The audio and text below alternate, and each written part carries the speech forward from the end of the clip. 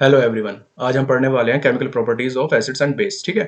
इससे पहले पार्ट में हमने क्या देखा था, इंडिकेटर्स के बारे में पढ़ा, एसिड और बेस क्या क्या होते हैं उनके बारे में हमने पढ़ा। आज हम पढ़ेंगे कि वो कैसे रिएक्ट करते हैं, चीज़ों से कैसे रिएक्ट करेंगे उनके बारे में पढ़ेंगे। चलिए पहले देख लेते हैं केमिकल प्रॉपर्टी ऑफ एसिड, जिसमें वो क्या करने वाला है, वो करने वाला है मेटल से रिएक्ट। मेटल से रिएक्ट करेगा। चलो मेटल ले लेते हैं। जिंक ले लिया हमने। जिंक को हमने क्या किया, हाइड्रोक्लोरिक एसिड में जिंक के ग्रेन्यूल्स लिए, एक टेस्ट ट्यूब लिया और उसको ग्रेन्यूल्स को टेस्ट ट्यूब में डाल दिया, जिसमें क्या है, हाइड्रोक्लोरिक एसिड है हमारे पास। जैसे ही हम डालेंगे तो क्या देखेंगे हम, ये देखिए इस फिगर में।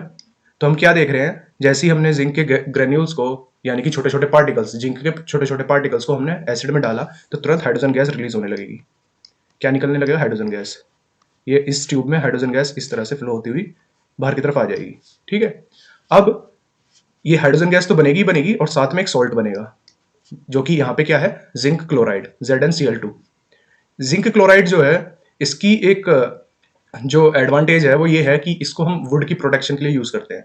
जैसे लकड़ियां वगैरह होती हैं, फैक्ट्रीज वगैरह में लकड़ियां बनती हैं, तो उनको मतलब प्रोटेक्ट करने के लिए, ताकि वो डिके ना हो जाएं, खराब ना हो जाएं, गल ना जाएं, सड़ ना जाएं, तो उसके ऊपर है ना एक कवरिंग, जिंक क्लोराइड की एक कवरिंग हम लगाते हैं, जिससे क्या है कि वुड जो है अपनी ओरिजिनल स्टेट में रहता है। ठीक है। कोई भी लकड़ी जो है वो सड़ती गलती नहीं है अपना।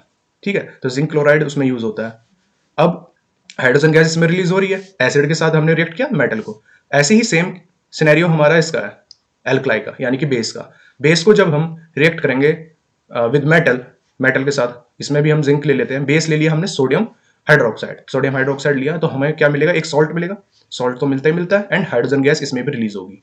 ठीक है। अब हमें क्या टेस्ट करना है, हमें क्या टेस्ट करना है, हमें ये देखना है कि हाइड्रोजन गैस जो है वो सही में रिलीज हो भी रही है या नहीं हो रही है। तो हम क्या करेंगे, एक जलती हुई कैंडल लेंगे। ठीक है। एक जलती हुई कैंडल लेंगे और उस टेस्ट ट्यूब के पास ले जाएंगे थोड़ा ऊपर। ठीक है।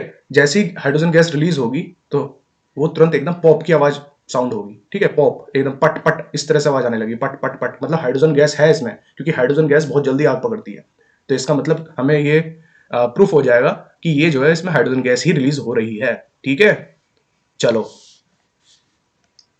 दूसरा, अब हम ये देखते हैं न्यूट्रलाइजेशन रिएक्शन क्या है।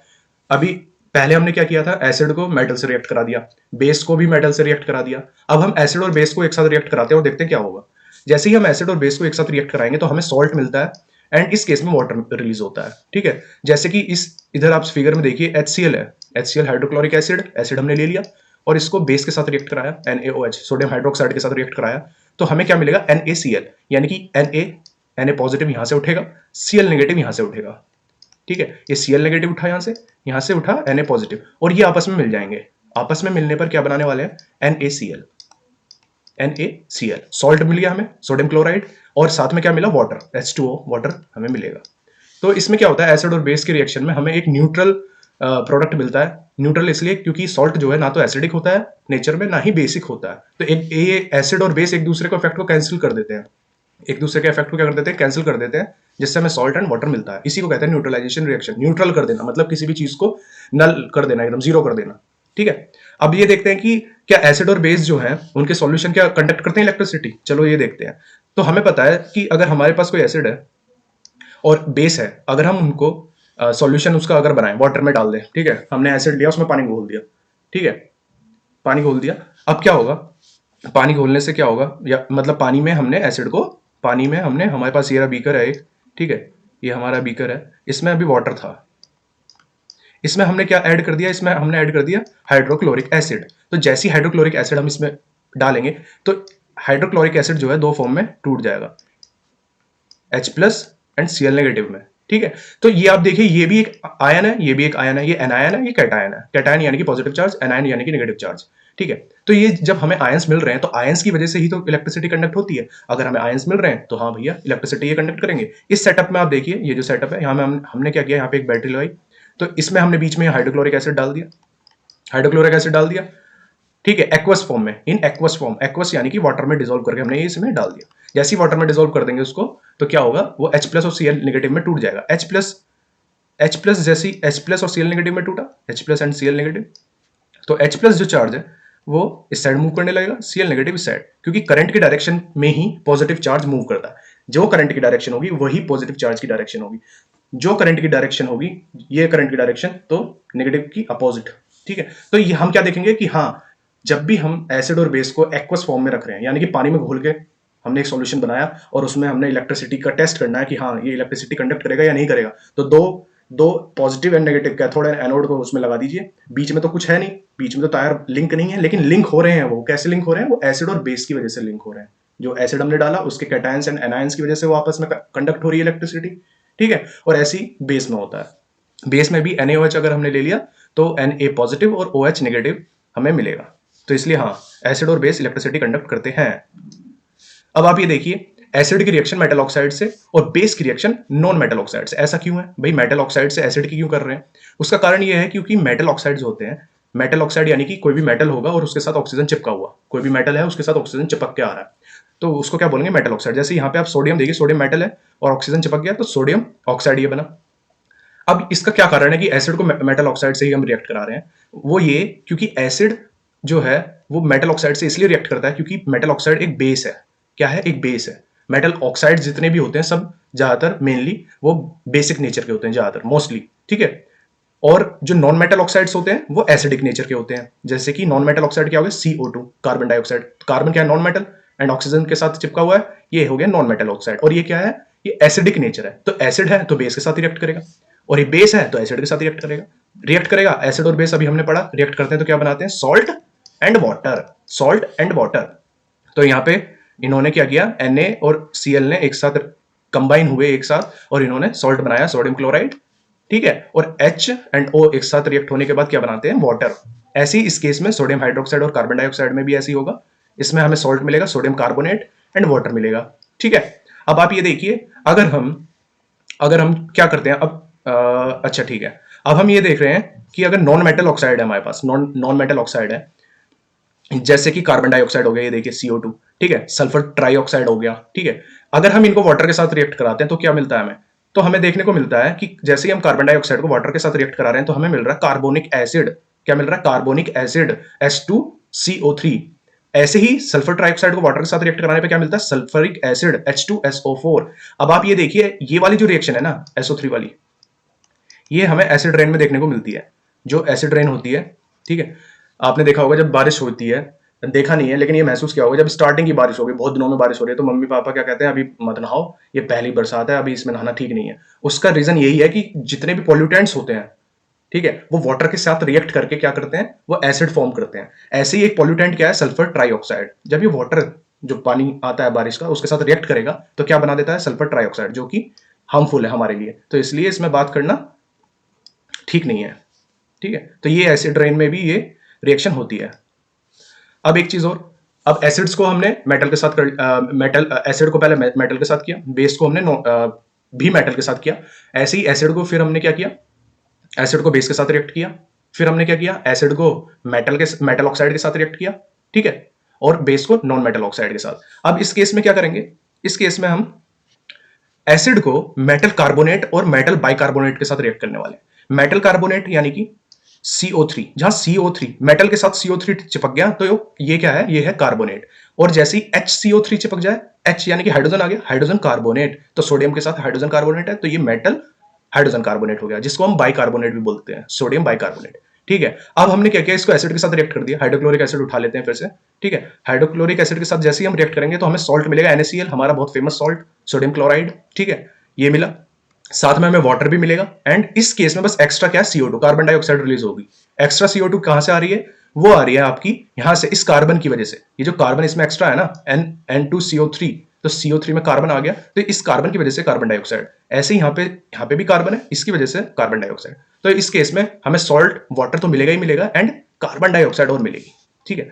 अब हमें ये चेक करना है क्या सही में कार्बन डाइऑक्साइड रिलीज हो रही है या नहीं हो रही, उसका करेक्टरिस्टिक टेस्ट करना है। करेक्टरिस्टिक यानी कि उसके करेक्टर को जो बता दे कि हाँ भाई यहाँ पे कार्बन डाइऑक्साइड मौजूद है। जैसे हाइड्रोजन में मौजूदगी कैसे पता चलती है हाइड्रोजन की?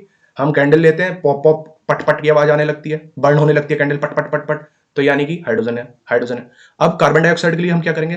कार्बन डाइऑक्साइड के लिए हम क्या करेंगे? उसको किससे पास करा देंगे? लाइम वाटर से, ठीक है। लाइम वाटर यानी कि पानी में चूना घोल दिया हमने, ठीक है, तो हमें क्या मिलता है? लाइम वाटर मिलता है, कैल्शियम हाइड्रोक्साइड मिलता है। ये हमने फर्स्ट चैप्टर में पढ़ा था, ठीक है। कैल्शियम हाइड्रोक्साइड को हम क्या करेंगे? पास करेंगे उस गैस से जो रिलीज हो रही है। इस रिएक्शन में क्या रिलीज हो रहा है? CO2। हमने क्या किया? इसको जो है कैल्शियम हाइड्रोक्साइड से जो है पास कराया, ठीक है, कैल्शियम हाइड्रोक्साइड से हमने इसको पास कराया, तो हमें क्या देखने को मिलेगा, हमें देखने को मिलेगा कि जब हम जैसे ही वो उसको पास करा रहे हैं, हमें एक व्हाइट पीपीटी मिल रहा है, व्हाइट प्रेसिपिटेट मिल रहा है, ठीक है, व्हाइट कलर का कुछ फॉर्म हो रहा है, तो वो क्या है, वो है कैल्शियम कार्बोनेट है, और साथ में वाटर, वाटर तो है ही है क्योंकि वो एक्वस फॉर्म में है, लाइम वाटर तो पानी में घुला हुआ है, तो एक्वस फॉर्म में है, तो वाटर तो मिलेगा मिलेगा। अब हमने क्या देखा भाई, कुछ बच्चे ऐसे हैं, कुछ बच्चे ऐसे होते हैं, ठीक है, उन्होंने टेस्ट कर लिया अपना, टेस्ट किया, फूक मारी, फूक मारेंगे तो कार्बन डाइऑक्साइड निकलेगी, उन्होंने देखा कि हाँ व्हाइट व्हाइट प्रेसिपिटेट बन गया। अब कुछ बच्चे ऐसे शरारती हैं, ठीक है, उन्हें क्या है, और फूक मारनी, देखते हैं भैया और क्या होता है, मारे जा रहे हैं, टीचर कह रहे रुक जाओ यार, नहीं हम तो मारेंगे, फूक फूक फूक, और फूक मारे जा रहे हैं बीकर में, ठीक है, जिसमें रिएक्शन हो रही थी, तो और ज्यादा एक्सेस में कार्बन डाइऑक्साइड उसको मिलने लगी, जैसी एक्स्ट्रा कार्बन डाइऑक्साइड उसको एक्सेस में मिलने लगेगी, तो वो अगेन हमें क्या देखने को मिलेगा कि ये जो व्हाइट प्रेसिपिटेट है हमारा, ये कलरलेस फॉर्म में आ जाएगा। कलरलेस क्योंकि हमें एक प्रोडक्ट मिल जाता है, जब हम एक्सेस में कैल्शियम कार्बोनेट को एक्सेस कार्बन डाइऑक्साइड में रिएक्ट कराते हैं, तो हमें क्या मिलता है, कैल्शियम बाइकार्बोनेट। क्या मिलता है, कैल्शियम बाइकार्बोनेट, जो कि क्या है, जिसका नेचर क्या है कि भैया वो पानी में डिसॉल्व हो जाता है। जैसे ही पानी में डिसॉल्व होगा, तो हमें पहले तो व्हाइट मिल रहा था, फिर हमने और फूक मारने लगे, और फूक मारने लगे, कार्बन डाइऑक्साइड मतलब मुंह से और छोड़ने लगे, तो फिर से वो कलरलेस फॉर्म में आ जाएगा। तो इससे क्या हमें पता चल रहा है, इससे ये पता चल रहा है कि हाँ भाई, इस रिएक्शन में कार्बन डाइऑक्साइड रिलीज हो रही थी, इस रिएक्शन में कार्बन डाइऑक्साइड रिलीज हो रही थी।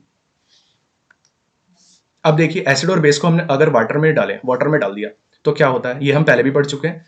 हमें पता है कि जैसे हम एसिड और बेस को वाटर में डालेंगे, वो दो हिस्सों में टूट जाते हैं। वो क्या होते हैं, वो दो हिस्सों में टूट जाते हैं। जैसे कि HCl हमने लिया, HCl हमने लिया, HCl को हम देखेंगे कि वो H प्लस और Cl नेगेटिव में टूट जाएगा।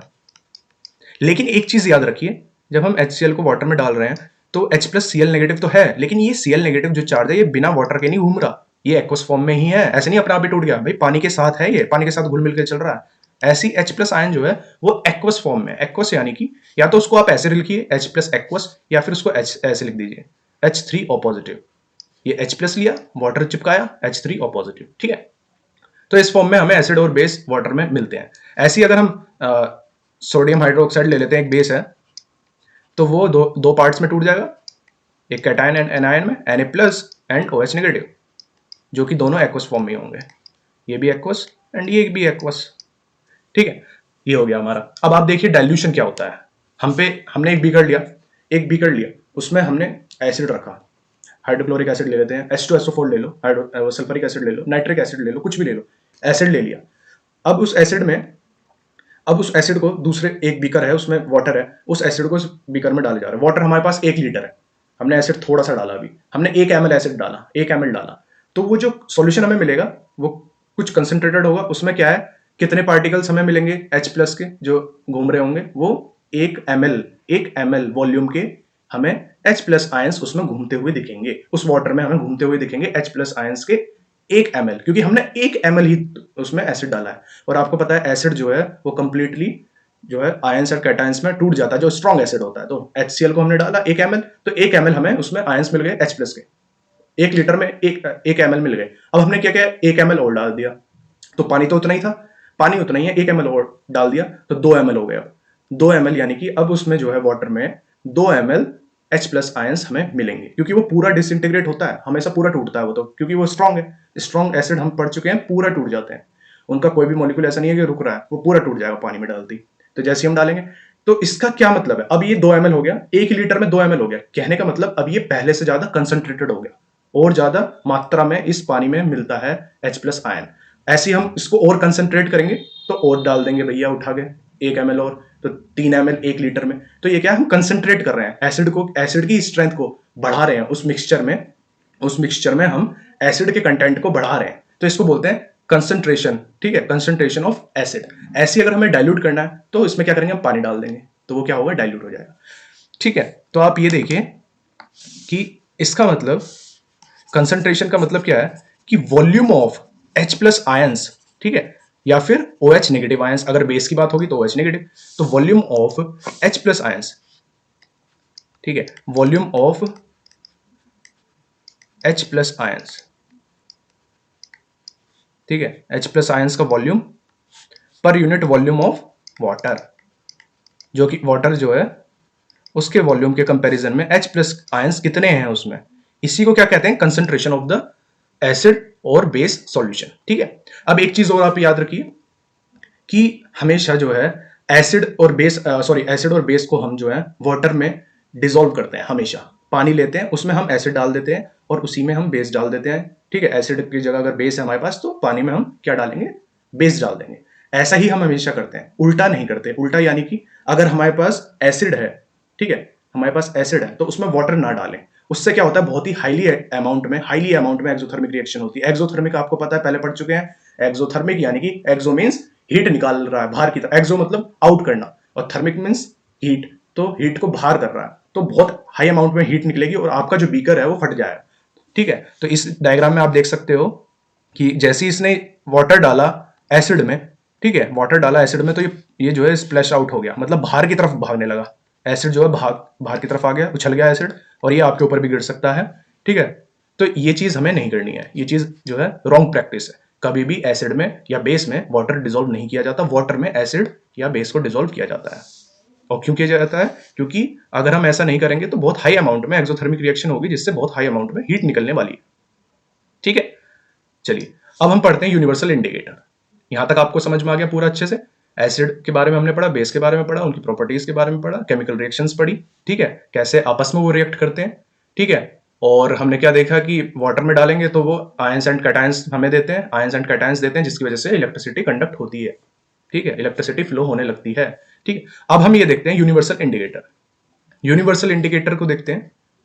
ओके, यूनिवर्सल इंडिकेटर क्या है। अब हमने पहले पार्ट में हमने देखा था कि हमारे पास कोई इंडिकेटर है, वो हमें बस ये बता देता है भैया ये आपका जो आपने हाथ में ले रखा है, ये या तो एसिड है या बेस है, या तो एसिड है या बेस है। ठीक है, लेकिन अब हमें ये तो पता नहीं चलता भाई ये कितना एसिडिक है, ये कितना बेसिक है। अब हमें ये पता करना है ये एसिड तो है, स्ट्रॉन्ग एसिड है या वीक एसिड है, ये पता करना है। ठीक है, हमें ये पता करना है ये स्ट्रॉन्ग बेस है या वीक बेस है, ये पता करना है। तो हम क्या यूज करेंगे, यूनिवर्सल इंडिकेटर हम यूज करते हैं, जो कि हमें ये भी बताएगा कि हाँ ये इतना एसिडिक है या इतना बेसिक है, ये स्ट्रॉन्ग बेस है या स्ट्रॉन्ग एसिड है, ये भी हमें बताएगा। या फिर वो कुछ भी नहीं है, न्यूट्रल है, कुछ भी नहीं है, ना तो एसिडिक है ना बेसिक है, न्यूट्रल है।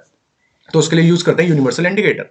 यूनिवर्सल इंडिकेटर जो है पीएच वैल्यू शो करता है। पीएच का मतलब यहां पे क्या है, पीएच यानी कि concentration of H plus ions. H plus ions का मात्रा बताएगा, कंसंट्रेशन अभी हम पढ़ चुके हैं, कितने उसमें कितनी मात्रा में उसमें एच प्लस आयंस हैं, एक फिक्स वॉल्यूम में कितने एच प्लस आयंस हमें मिल रहे हैं। जितने ज्यादा आयंस मिलेंगे, एच प्लस आयंस जितने ज्यादा मिलेंगे, उतना ही उसका पीएच कम होगा। कम यानी कि वो उतना ही ज्यादा एसिडिक है। ठीक है, उतना ही ज्यादा एसिडिक है। ये देखिए आप यहाँ पे डायग्राम में देखिए, यहाँ पे देखिए कितने सारे एच प्लस आयंस हमें मिले, जैसे हमने उसको एसिड को जो है वाटर में डाला। ठीक है, तो देखिए lots of H plus ions are there, बहुत सारे एच प्लस आयंस हमें मिल गए। तो बहुत सारे मिल गए तो इसका मतलब इसका पीएच लो है। लो पीएच का मतलब ये ज्यादा एसिडिक है, यानी कि ये ज्यादा एसिडिक है। जैसे कि बहुत ही हाईली एसिडिक जो होते हैं, जैसे HCl हो गया, H2SO4 हो गया, नाइट्रिक एसिड हो गया, ये सब जो है ज्यादातर इस रेंज में हमें कलर शो करेंगे। यूनिवर्सल इंडिकेटर का जो कलर होगा वो इस रेंज में मिलेगा हमें, डार्क रेड में और पिंक के साइड जाता हुआ इस रेंज में हमें मिलता है। वो क्या मिलता है, HCl हो गया, H2SO4 हो गया। ठीक है, ये सब इस रेंज में हमें मिलते हैं। HNO3 हो गया, नाइट्रिक एसिड हो गया। ठीक है, अब क्या है, अब हम हमें क्या दिखा कि अब उसका कलर जो है थोड़ा लाइट होते जा रहा है। वो रेड था, अब लाइट होता जा रहा है, रेड की तरफ से वो लाइट होता जा रहा है। लाइट का मतलब वो उसका जो नेचर है, अब वो क्या पता चल रहा है कि वो कम एसिडिक है। एसिडिक तो है लेकिन वो कम है। जैसे कि वीक एसिड हमें पता है, वीक एसिड कौन कौन से होते हैं, जैसे एसिटिक एसिड हो गया, CH3COOH। ठीक है, जो नेचुरल एसिड्स हैं वो ज्यादातर वीक एसिड्स हैं, तो वो इस रेंज में हमें दिखेंगे। 3 से 4 पीएच उनका रहेगा। पीएच वैल्यू कितनी रहेगी, 3 से 4। ठीक, जैसे ही हम 7 के आसपास पहुंचेंगे तो हमें न्यूट्रल चीजें जो है दिखेंगी, जिसका कलर जो है लाइट ग्रीन की तरह होगा। ठीक है, जब यूनिवर्सल इंडिकेटर जो यूज कर रहे हैं हम, वो लाइट ग्रीन दिखाने लगेगा, तो इसका मतलब उसका पीएच जो है, भाई उसका जो पीएच है ना अब 7 आ गया है। जैसे कि किसका आपको मिलता है, जैसे डिस्टिल्ड वाटर का मिलता है। ठीक है, या फिर नॉर्मल वाटर भी ले लो, टैप वाटर, तो उसका भी 7 के आसपास ही आपको पीएच मिलेगा। ठीक है, डिस्टिल्ड वाटर क्या होता है, जिसको हम कंडेंस करा के भाप बना के, पानी की भाप बनाई और हमने उसको कंडेंस कर लिया, तो वो डिस्टिल्ड वाटर होता है। ठीक है, डिस्टिल्ड वाटर को ही हम बैटरी वगैरह में यूज करते हैं, है ना। ठीक है, अब जैसे जैसे अब ये तो हो गया एसिड और न्यूट्रल की बात। अब हम देख रहे हैं जैसे सोडियम हाइड्रोक्साइड है, NaOH, ये स्ट्रॉन्ग बेस है। ये स्ट्रॉन्ग बेस आपको क्या किस फॉर्म में मिलेगा, जब ये क्या इंडिकेट करेगा उस टाइम पे यूनिवर्सल इंडिकेटर, वो दिखाएगा कि पर्पल कलर हो जाएगा, डार्क पर्पल। तो डार्क पर्पल जो कलर है वो ये शो करेगा कि ये एक स्ट्रॉन्ग बेस है। क्या है, ये एक स्ट्रॉन्ग बेस है। ठीक है, ये क्या है, एक स्ट्रॉन्ग बेस है। और इस रेंज में जो बेस होंगे वो कैसे होंगे, जो वीक बेस होंगे, जो क्या होंगे, जो हमारे वीक बेस होंगे वो इस कलर में शो होंगे। ठीक है, यहां देखिए जब लॉट्स ऑफ OH नेगेटिव, जब OH नेगेटिव की कंसंट्रेशन बहुत ज्यादा है, मतलब OH नेगेटिव बहुत हाई अमाउंट में हमें मिल रहा है एक सॉल्यूशन में, तो उसका पीएच हाई होगा। हाई होगा यानी कि वो उतना ही ज्यादा बेसिक होगा। ठीक है, चलिए अब हम ये देख लेते हैं कि पीएच का क्या रोल है हमारी डे टू डे लाइफ में। ठीक है, कैसे हम आसपास पीएच को जो है महसूस करते हैं। अब आप ये देखिए, हम जब खाना खाते हैं तो हमारी जो स्टोमक है, ठीक है, हमारा जो पेट है, इसमें क्या है, डाइल्यूट हाइड्रोक्लोरिक एसिड मिलता है। डाइल्यूट हाइड्रोक्लोरिक एसिड यानी कि डाइल्यूट फॉर्म में HCl हमें मिलता है। वो क्या करता है, जैसे हम खाना खाते हैं वो हमें फैसिलिटेट करता है, एक मतलब हमें एक ऐसा मीडियम देता है कि भैया अब हमारा खाना आसानी से पच सकता है, आसानी से वो खाने को पचाने में हेल्प करता है। क्योंकि बहुत सारे हमारे पेट में एंजाइम्स वगैरह जो निकल रहे हैं, सिक्रिएट हो रहे हैं, वो खाने में मिलते हैं, फिर उनकी तोड़ फोड़ होती है खाने की, तोड़ते हैं खाने को और छोटे पार्टिकल्स में, तो वो सब जो हेल्प होती है वो हाइड्रोक्लोरिक एसिड की वजह से वो इस चीज को कर पाते हैं। तो हाइड्रोक्लोरिक एसिड इसलिए हमारे पेट में होता है। और जब क्या होता है, जब हम खाना छोड़ दें, बहुत दिनों तक हमने खाना ही नहीं खाया, मतलब रेगुलरली खाना नहीं खाया, ऐसा तो नहीं हो सकता कि बहुत दिनों तक कोई भूख हड़ताल तो है नहीं, ठीक है, तो हमने बहुत मतलब रेगुलरली खाना नहीं खा रहे या बहुत जल्दीबाजी में खा रहे हैं, अंड मंड कुछ भी जल्दी जल्दी खा रहे हैं, ठीक है, तो उससे क्या है कि हाइड्रोक्लोरिक एसिड का बैलेंस बिगड़ जाता है और आपको क्या है, एसिडिटी फील होने लगेगी। एसिडिटी यानी कि आपको खट्टी खट्टी डकार आएंगी, खट्टी डकार आती हैं। खट्टी डकार का मतलब क्या है, पेट में एसिड और एसिड खट्टा होता है, इसलिए खट्टी डकारें आती हैं। ठीक है, उसको न्यूट्रलाइज करने के लिए हम क्या करते हैं, बेस का इस्तेमाल करते हैं, ताकि उसकी जो आग है, अग्नि है, वो शांत हो जाए।